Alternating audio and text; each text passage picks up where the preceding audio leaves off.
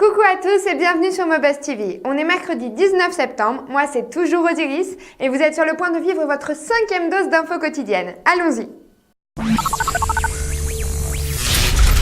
Les clés USB, ces petites choses toutes mignonnes, peuvent apparemment se transformer en de grandes menaces pour votre boîte.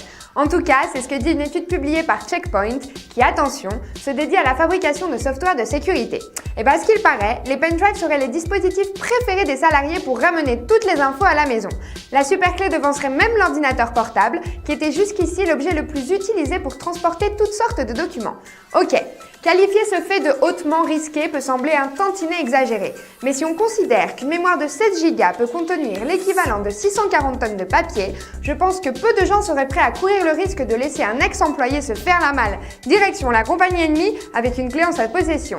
Au fait, en parlant de mémoire USB, les gens de McLaren auraient dû se passer des mails et y penser. C'est vrai quoi, parfait pour partager l'information d'une équipe de Formule 1.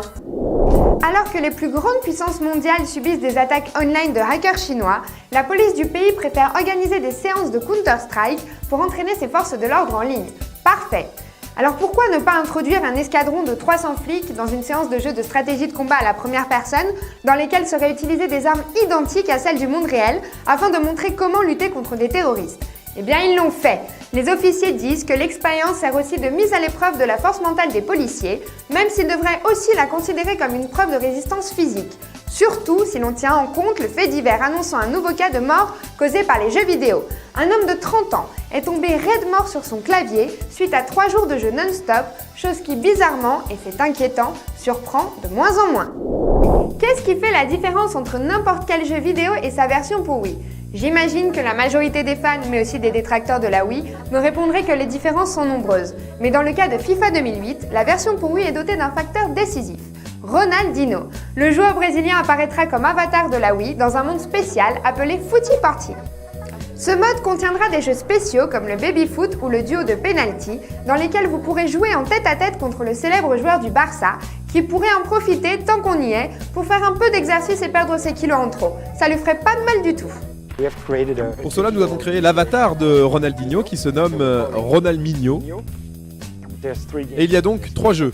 Le mini-foot qui se joue vraiment comme ça, en faisant ses mouvements.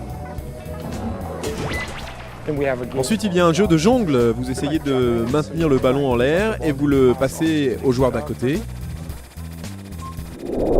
À une époque où l'on fait des photos de plus en plus près, on ne peut qu'être impressionné par cet appareil photo qui non seulement fait de meilleures photos à mesure qu'elle s'éloigne de son objectif, mais fait de meilleures photos si on la lance le plus loin possible.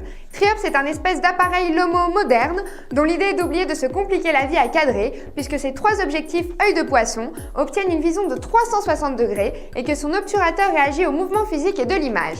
Tout ça fait qu'il shoot dès qu'on bouge l'appareil ou le lance dans les airs par exemple, ou dès qu'il se trouve loin de nous et qu'à un moment donné on se met à faire une grimace ou à crier.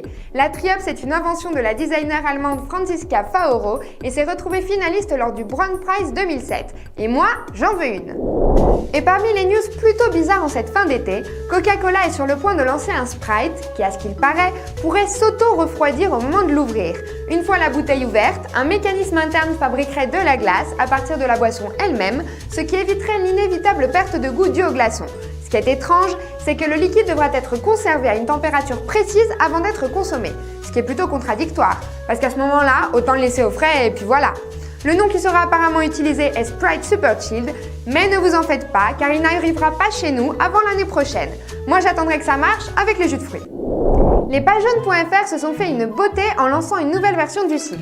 L'annuaire en ligne a en effet amélioré son aspect graphique, qui est maintenant plus fashion qu'avant, et haut en couleur et en rondeur, mais aussi simplifié sa présentation générale. L'interface est désormais plus clean et permet ainsi des accès directs aux services que propose France Télécom, c'est-à-dire les pages blanches, les pages jaunes, les annonces, l'annuaire inversé et aussi la recherche avec voilà.fr.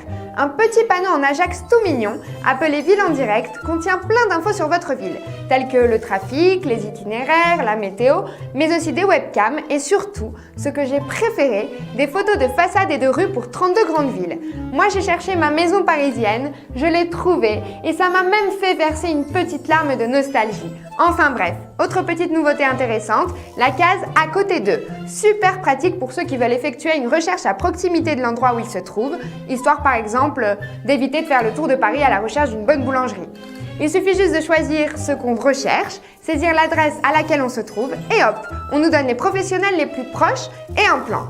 Testez le site si ça vous dit, nous on l'a trouvé plutôt bien foutu et ce qui est clair, c'est que ça y est, c'est officiel, les 4 bottins énormes qui encombraient nos salons sont obsolètes. Et pour finir, je vais vous laisser avec un grand sourire.